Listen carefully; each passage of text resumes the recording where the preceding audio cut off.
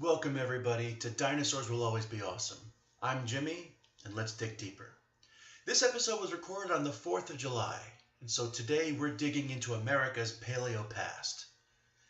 Thomas Jefferson, the third President of the United States, drafter of the Declaration of Independence, and founding father of American paleontology. As far back as the 1790s, Jefferson kept an impressive fossil collection at his home in Monticello. One of many founding fathers interested in bizarre fossils being discovered all across North America. In fact, in 1780, George Washington was intrigued by mastodon remains found in Claverack, New York. Patriotism was one of the big reasons the founding fathers cared so much about these fossils they were uncovering. Influential Europeans like Georges Louis Leclerc, the Comte Buffon, argued that the species found in the New World were inferior to anything that had been found in Europe. But there was a simpler reason for the obsession. At the time, the concept of extinction wasn't an accepted idea. Many early Americans believed that the fossils they found belonged to animals that were still alive, roaming the American landscape somewhere. For Jefferson, extinction was an unusual theory. But he wrote down, "The bones have existed, therefore the animal has existed. The movements of nature are a never-ending circle."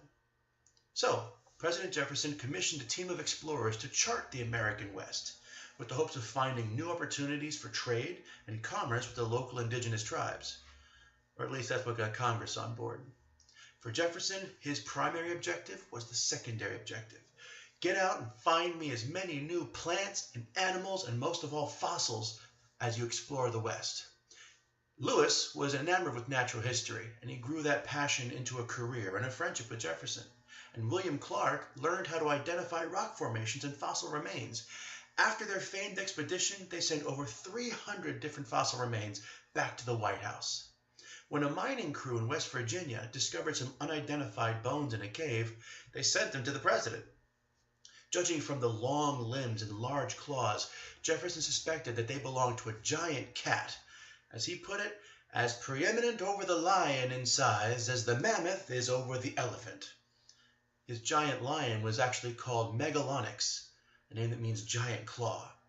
Actually turned out to be a ground sloth, one of the many giant ground sloths that roamed America during the Ice Age. But Megalonyx marked the first important fossil find in the United States, and it prompted the first and second scientific papers ever published on fossils in North America. In honor of the president's contribution, the sloth was later formalized to the Megalonyx jeffersoni. So let's recap. Jefferson filled the East Room of the White House with fossils.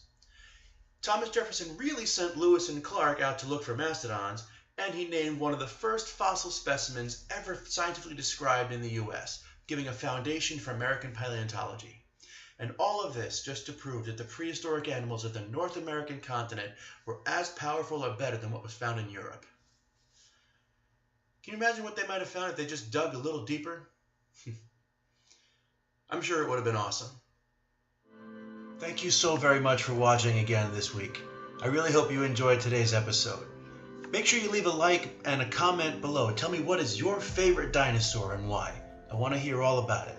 And I hope that you'll continue the conversation and follow us as well at Dinosaur Podcast on Facebook, Twitter, or Instagram. You can email us with questions or comments at dinosaurpodcast@gmail.com. And if you subscribe with us today, thank you very much for doing that. Please tell your friends all about it, because it's true. No matter who you are, what you do, or where you're from, dinosaurs will always be awesome.